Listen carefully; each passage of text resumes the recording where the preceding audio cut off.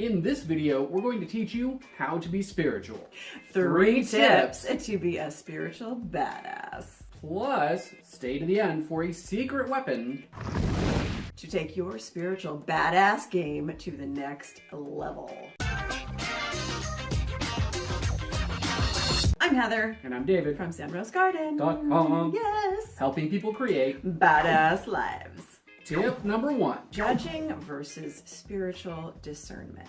So here's what we see a lot. And this is a slippery slope sometimes, because sometimes we think that we're judging righteously or from a spiritual place when we're really just judging with an agenda. It's our opinion of what the other person should be doing with their spiritual life or their spiritual truth.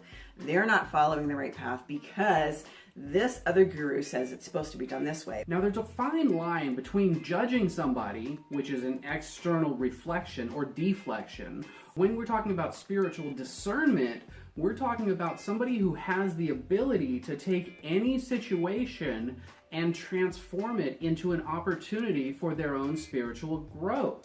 Instead of judging somebody for their particular path, you look at this path and you go, okay, are there any pieces out of this path that will help me to grow and become a better person? So spiritual discernment meaning you can discern whether something is right or wrong, but in spiritual discernment, you're determining, is it right or wrong for me? I can see that that spiritual path is right for that person because it's bringing them into congruency with themselves in a way that I don't understand, but it's their path. So let them be on that path. But is part of that path right for me or is it not? That's spiritual discernment without judging whether what they are doing is right or wrong. Whenever you feel tempted to judge someone else for anything, or gossip for that matter, run it by the 3 test questions that Aristotle created. 1, is what you are going to say kind? Is what you are going to say about this person true? Is what you are going to say about this person necessary? And if you've answered no to any of those 3, then you might be judging. Or just stop it. Just saying. Just don't do that. Don't be judgy. No. Tip number 2, meditate and eliminate. A lot of times people talk about meditation as the answer to all of life's problems. Meditation is simply one part of a solution. The next part is action. So meditate and eliminate. Contemplation is the meditation part. You're thinking about where the problems lie. You're asking to be shown answers and plans of action. Then you have to actually put it into action, eliminating fears and blocks that are standing in the way of you and your spiritual truth. There you go.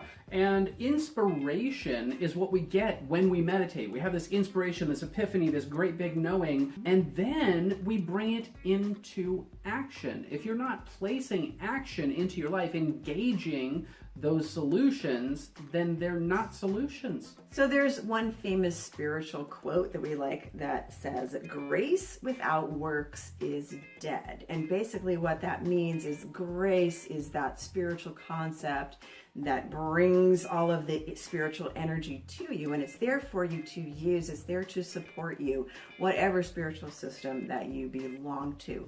But without works, which is the work that you got to put into it as a human, grace is dead. In other words, you can have gas in the engine, but if you don't turn the key, you're not going anywhere. Tip number 3. It is all spiritual. I'm skipping. Everything in life can be a spiritual experience. Yes. Joseph Campbell once said that all of life should be a meditation. That should be our goal, to follow your bliss and to realize that all of it is a spiritual experience. If you realize that everything that you ever experience or have experienced or will experience can help you to grow and to become an even better person, then the world is endless and full of possibilities.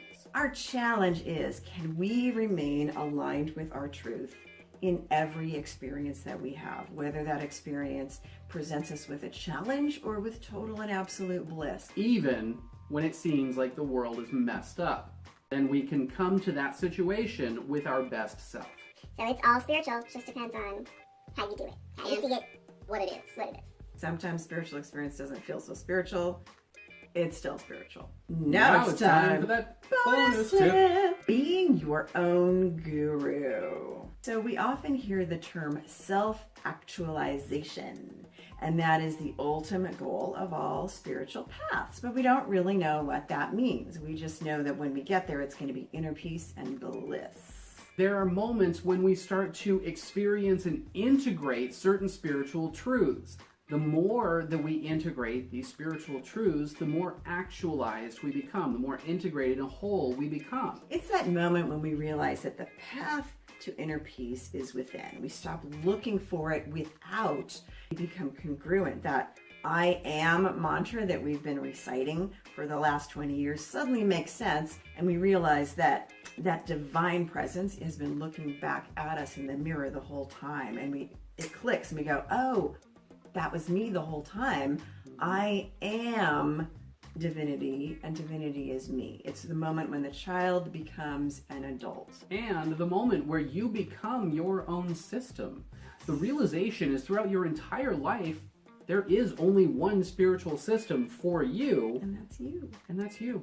So this is also the moment, the self-actualization moment, when we become our own guru, is when we reconcile that cognitive dissonance that we're all united, we have this oneness with the universe, it's all part of us, and we're also unique and individualized. So instead of swinging back and forth from, it's all one, we're all united, it's all the universe too. No, I want to be unique and me, I want to be an individual. When we reconcile that difference and we realize both are true, that's when we self-actualize. That's when we have inner peace. And that's when we know we can play in both fields of awareness with bliss. So we can be the all-knowing, ever-present Oz and Dorothy. And that's where the fun stuff happens. So what does it take to get here? We've boiled it down to 4 things. Authenticity, Honesty, vulnerability, and radical self-acceptance. You just learned how to be spiritual like a badass. Now it's time for that secret weapon. We are inviting you to join our special advanced focus group for advanced chakras and badass energy work. Click the link In the description to get it. Yes. So we want to give a shout out to one of our lovely subscribers, Anna Nicole Smith. Yes, thank you so much for commenting and supporting us. Thanks for all the support, and we love you. It's Truth Bomb time. Leave your truth bomb moments and any questions you have in the comments below. If you like this video, hit that like button. Hit the like button. Now think of at least 2 people that could use this information. And share it with anyone that comes to mind. If you're ready to take your badass life to the next level, Be sure to subscribe. and click that bell to turn notifications on So you're the first to know when we drop a new video. or go live. Thanks for And watching. we'll see you in the next video.